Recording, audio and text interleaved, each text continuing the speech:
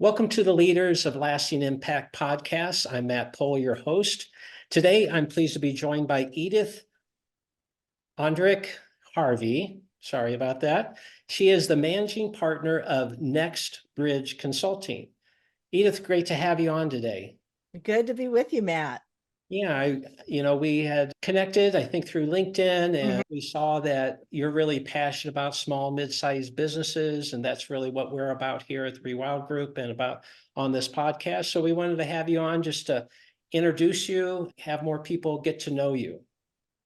I appreciate that. I'm looking forward to our conversation. Yeah, so like I said, our audience is primarily small and mid-sized business owners. And so thinking about that audience, we'll kind of go through a little bit of your background and Sure. talk a bit about your practice and how you help them. And maybe we start off, probably the logical place would be just a little bit about your background. We were talking about you're in the Boston area now, but Yeah. you've lived in a variety of places. Kind of what's your professional path Yeah. through that? Yeah. So indeed, I am in the Boston area. Come to Boston via Atlanta, Georgia, where I spent several years. Prior to that, I was in college and graduate school in Indiana and grew up in Ohio. So I guess I'm a Midwestern girl in the East Coast now. Okay. I've really spent my entire career working in the change management space and change leadership space.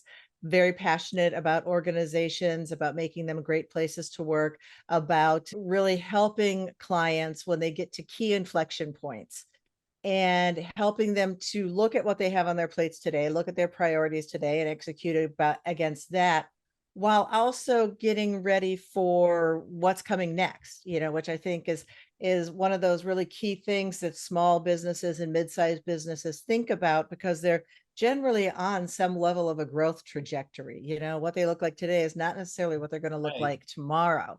In addition to being a business advisor, I've also authored 3 Harvard Business Review digital articles. I've contributed to some things in the media, and I'm a speaker.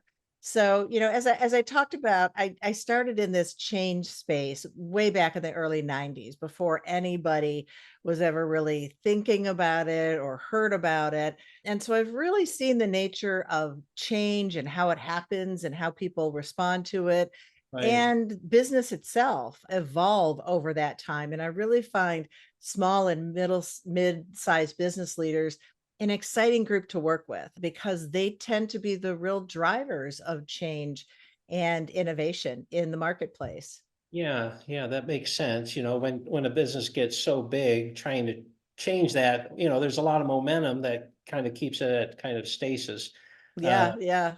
status quo.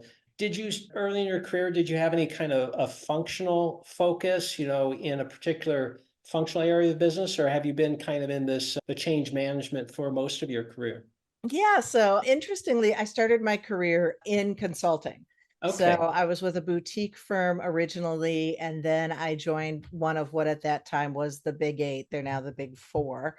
And in the middle, after those 2 stints, but before I started my own practice, I spent about 5 years in financial services, Oh, working in a learning and development role, and then in a senior HR role. So really focus on supporting the business and what the business was trying to achieve. I often tell people that I'm a business person who happens to focus on the business part, I mean, on the people part of the business.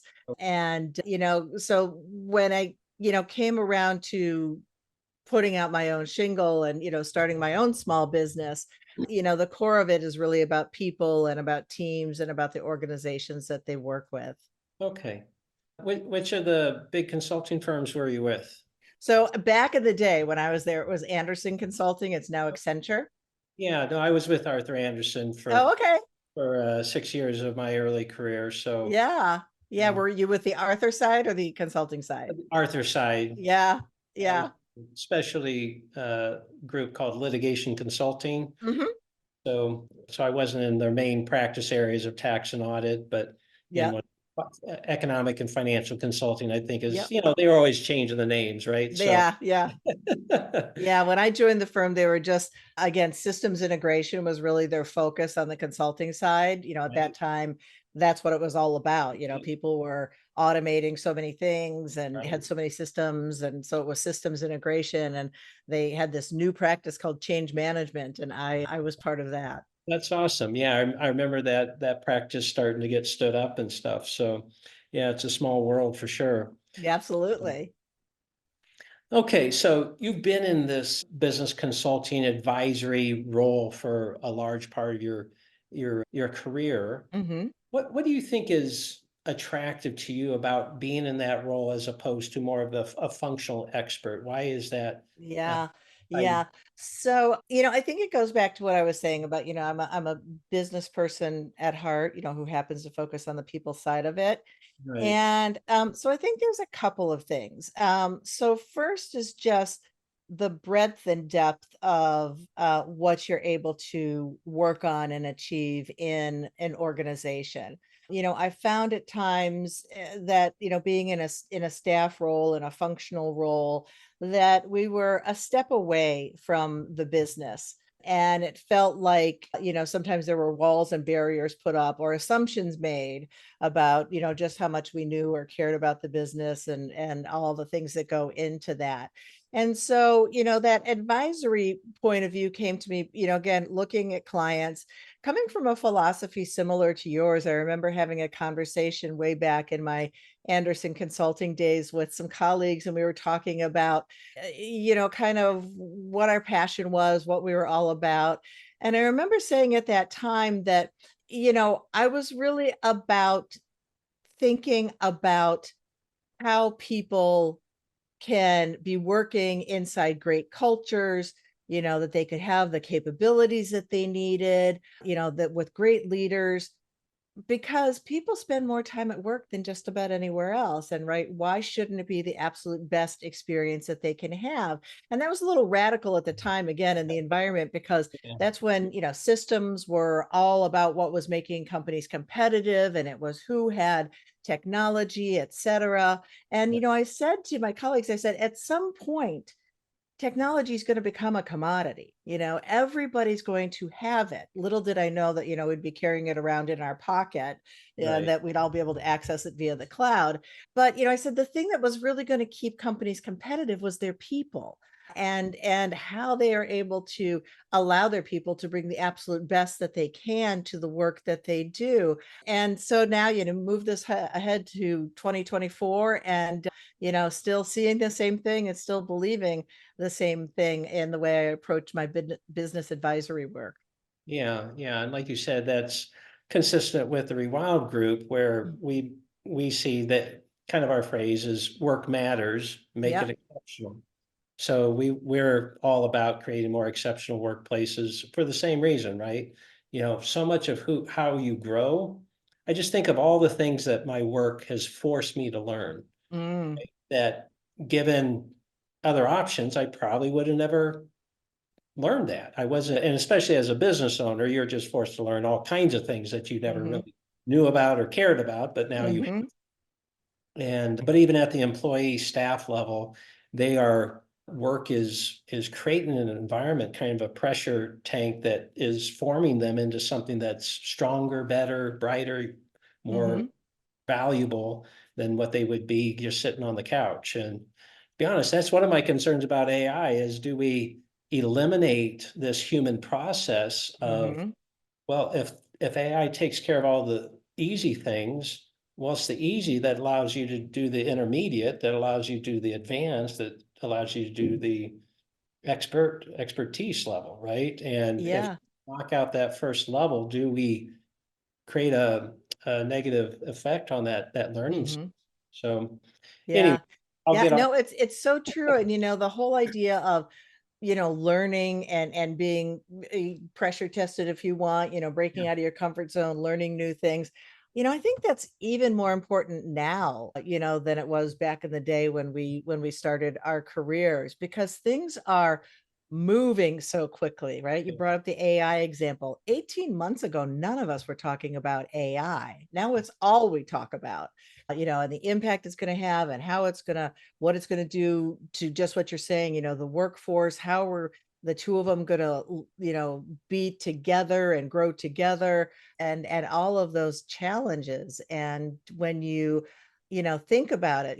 I think it's the World Economic Forum that, did some research that showed that in, the next 3 years or so, 20 to 30% of skills that people currently use today are going to be obsolete. I mean, that's not total jobs, of course, but Right. skills. Right. So how do you help people continue to keep up with that kind of pace? Yeah, no, it's amazing how quick things are adapting. I mean, I think we're around the same age, I was Yeah. going to the workforce and, email was just kind of starting. Hmm. I think Lotus Notes was kind of the first community Yes. platform, right? And, Yeah.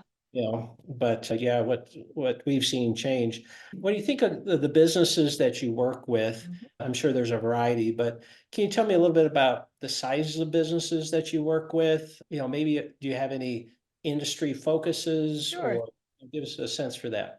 Yeah, so our industry focus tends to be, and I underline tends to be because it's not only, but we do a lot of our work in what I call the innovation sector. So tech, life sciences, financial science, financial services, universities, that ecosystem that is, driving Sure. a lot of the new things that we see and experience in our personal lives, professional lives, etc. That said, work with clients outside of those categories. I work with clients in oil and gas industry. I've worked with clients in insurance industry. So, it changes some too.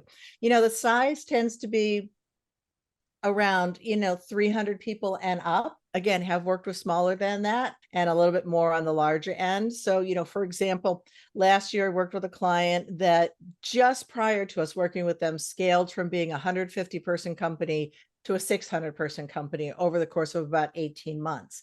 They Wow. were a biotech. They had commercialized their first product. So Yeah. that just causes growth explosions in Yeah. those kind of environments. On the higher end of the scale, I worked with a client over a number of years. When I started working with them, they were 3,000 people. When I stopped working with them, they were 10,000 people. So, over that kind of growth trajectory is, what we often see with our clients. Okay.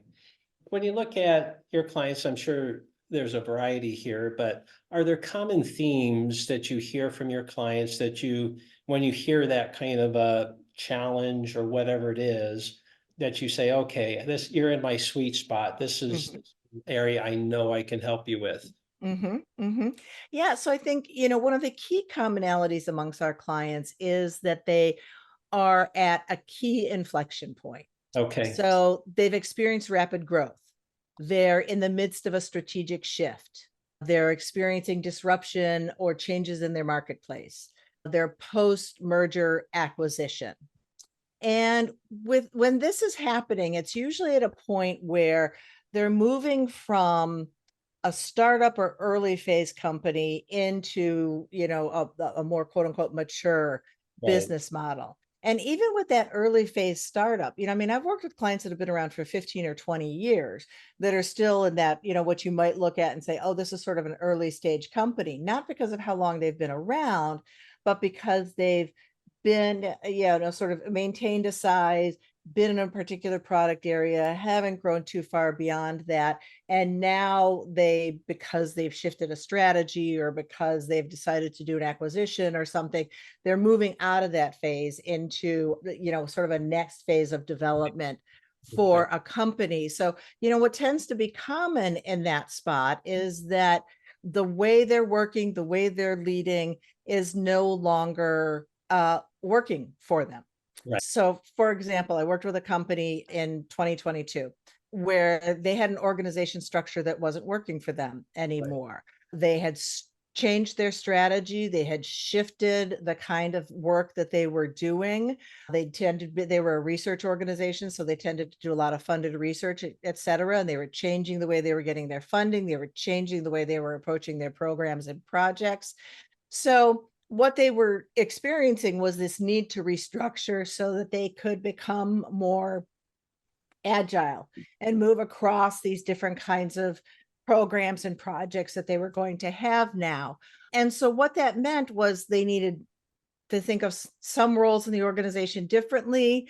They needed to be able to move people around differently, both leaders and staff people. And they needed to be able to develop their leadership pipeline differently. So what we did is we came in and we assessed.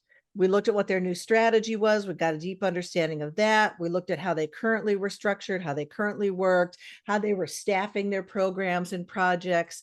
And out of that, we defined a new, more agile organization that, had them really approaching these projects and programs in a different way, Oh, had their staff being more nimble in terms of being able to move from one program or project to another, the capability for leaders to grow up based on, sort of size of project, going from being leaders on smaller, earlier stage projects to being leaders on more developed, longer term projects. So that's an example of, one that faced this strategy challenge.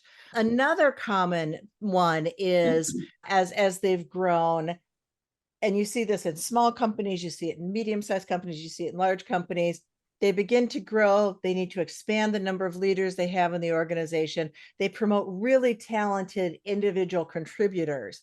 And then they realize that as talented as these people are, they really don't have the leadership skills they need to lead in this environment. And lots of times these companies are also the ones who are very proud of the cultures that they've created, and have worked in a particular way, as at their smaller stage, or right. as along the way there. And so they find in turn, this lack of good leadership is damaging this culture that they've built. So, they need leadership teams that can perform at a higher level or differently. They need to develop these capabilities for this new environment. And so these folks can engage people and maximize capacity to do best work and create this agility that's needed. So right now we're working with an executive leadership team. They've grown through acquisition. Last year, they did a complete rebrand and they introduced a brand new product into a space where they had had a product for a very long time. They were known by reputation for a very long time around this previous product. And so for the past few years, the executive team's been very busy investing in the business, but not investing in themselves as a team. And they realized they really needed to become higher performing in this new environment that they'd created. As again, often happens in smaller businesses, they built a culture where all the decisions were made by them. They were involved in very tactical parts of the business. They were moving really quickly without necessarily bringing other people along. And at the size they had now become, that it wasn't going to work anymore. Mhm. So they knew they needed to focus on how they were leveraging and developing the other leaders in the company, thinking about their infrastructure. So again, we did an assessment. We have a proprietary team development tool that we use, especially focused on senior leadership teams. And now we're working with them on a quarterly basis to help bring their focus more to the business strategy, continuing to work at that strategy level, being able to create some sustainable decision making by utilizing leaders that are lower in the organization, pushing decision making down to be where it really should be, pulling themselves out of that tactical space, and also creating ways to more fully develop and leverage those other leaders in the company. So that's just a couple of examples of the kind of clients we work with, and some of the things that they have in common. Yeah, no, those are great examples. You talked a little bit about some assessments that you have. The solutions that you provide to clients, are they based on kind of your own experience? Is this really material that you've developed over your years doing consulting, or do you rely on other thought leaders or other, I don't know, platforms or Mhm, systems that mhm. you incorporate? Yeah, so it's a combination of the two. Okay. As I mentioned at when we first started talking, I've been doing this work around change for 30 plus years. And so from that, I've gained a lot of experience and perspective, especially around how the nature of change in organizations is different now than it used to be, and how leaders should be approaching it, and how people respond to it. So have our own thought leadership, as well as bringing in other thought leaders from across the expertise landscape. We do have a couple of proprietary tools that we use coming out of one of my Harvard Business Review articles, one was that was called 5 Behaviors of Leaders Who Embrace Change. We developed a change leader accelerator tool that's really driven at helping a leader understand how they are approaching really integrating change into their organization. So it's not about, hey, are we managing change within projects? It's saying, how are we integrating change and flexibility and adaptability into the way that we work so that we're able to take advantage of new opportunities, disruptions, all those kinds of things. And so in this tool, we've got 5 behaviors that we outline across 4 different dimensions: the person themselves as a leader, the processes they create, and the talent they bring into the organization. And they are able to assess themselves against these 5 behaviors Mhm. across these 4 dimensions and be able to identify where the strengths are and where they have opportunities to continue to develop in order to create that kind of flexibility and adaptability into the organization. As I mentioned, we also have a proprietary team assessment model that we use.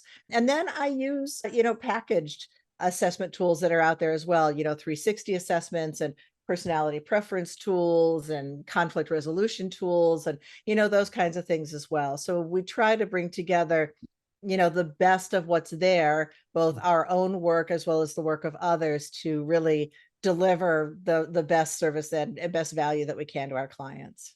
Okay, well, that's great. You're talking a little bit about that assessment and helping the leader understand how they integrate change in their organization. Mm-hmm. What might be a discovery that a leader might take or get out of that they could say, okay, I'm misaligned with, kind of the best way to do it. What's an Yep. example of that? Yep. So one of the behaviors that we look at in the assessment is promoting calculated risk taking. You know, leaders, organizations vary for a whole variety of reasons on to what degree they're risk averse or risk tolerant and everything in between, or, risk creating or everything in between. And so one of the examples, for example, within the risk taking, it deals with how decisions are made in the organization.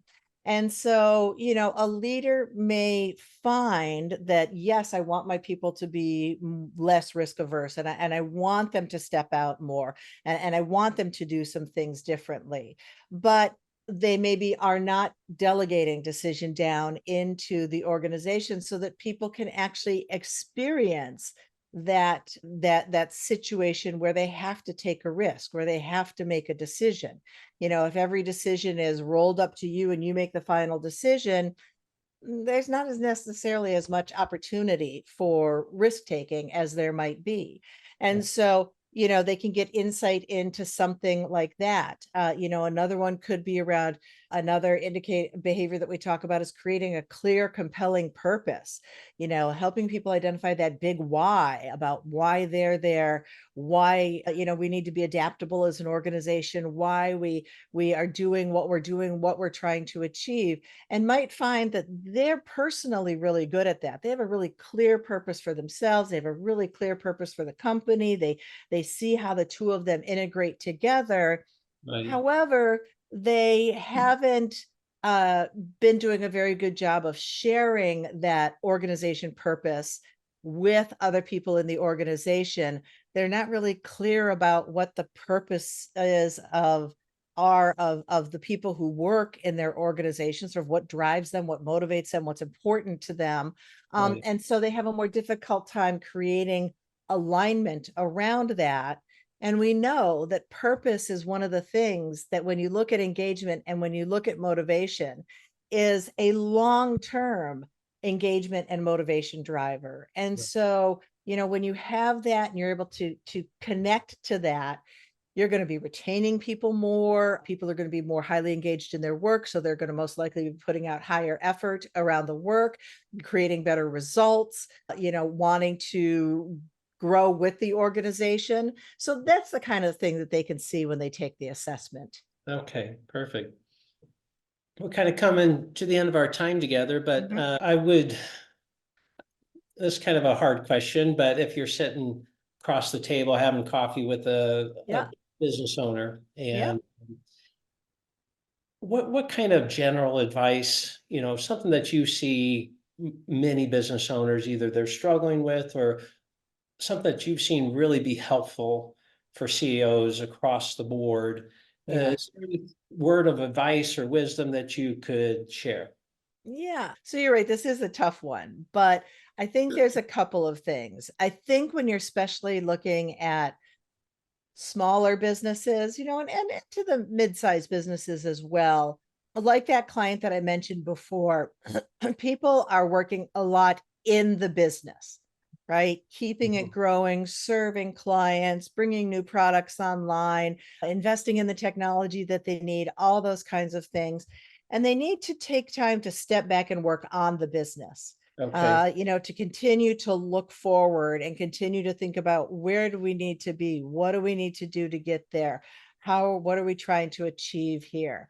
I think thinking about the way they invest in developing leaders, the way they think about building the organization, to really think about it at a couple of ways. One is it's a huge risk mitigator for you. If you increase leadership performance, if you increase capabilities within the organization, you're mitigating your current and long-term risk, because people are far more likely to be able to do what you need them to do, what you're asking them to do, especially in an ever-changing environment. And also, that investment, when you look at increased engagement, when you look at increased development, when you look at increased investment overall in people practices in the organization, that you see running parallel to that is an increase in revenue, an increase in ROI, an increase in profitability. And so thinking about, where does that fit in your strategy and in what you're doing? Because, if you're a small to medium sized business, you're most likely spending a lot of money investing in bringing people on board. Right. And then it's, how are you making sure that you're getting the return on that by continuing to develop them, by continuing to invest in the organization so that you're continuing to get that payback in a long-term way, as well as a short-term way that you invested in hiring? Because bringing people on board, hiring, whether you do it internally or hire recruiters or however you do it, is not an inexpensive proposition. Yeah, yeah, getting them on board is expensive. Having them on board is expensive, right? So, Yeah, yeah. And yeah, and when they leave and you don't want them to leave, it's very expensive as well. yeah, both financially and emotionally, right? Absolutely. Absolutely. Yeah, no, that's great. I think it may be a little bit cliche, but the working on the business, to me, Mhm. it's it's something that's just foundational, that if you're ever going to want to grow beyond where you are, you Yep. have to get outside the business and be working on it instead of just always being putting out the fires, working in it. Mhm. Uh, Mhm. yeah, that's great. Um, I'm sure that there's been some business owners listening to what we've talked about, Edith, today, and they're like, okay, there's something you said that kind of really clicked with them, and they may want to get a hold of you. Mhm. What's the best way for folks to reach out to you to start a conversation? Sure, absolutely. So probably one of the easiest ways is shooting an email to info at NextBridge Consulting, all one word, no hyphens, no dots, no nothing, .com. Or they can also feel free to do that ancient thing of actually giving me a phone call, uh, which would be 978-475-8424.